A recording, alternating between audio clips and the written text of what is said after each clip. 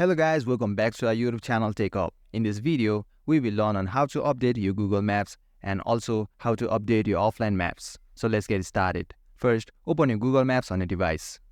Then tap on your profile icon which is on the top right of the screen. Then tap on Offline Maps.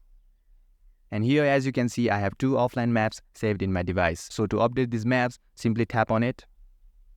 Then tap on Update button. And that's it. This is how you update your offline maps on your Google Maps. And now if you want to update your Google Maps itself, simply open your Play Store, then search Google Maps. And here you can see Google Maps on the screen. To update Google Maps, simply tap on Update.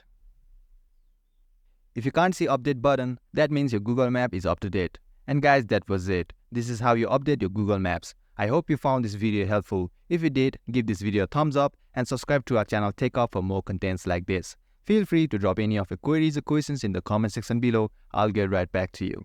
Thanks for watching and see you in next video.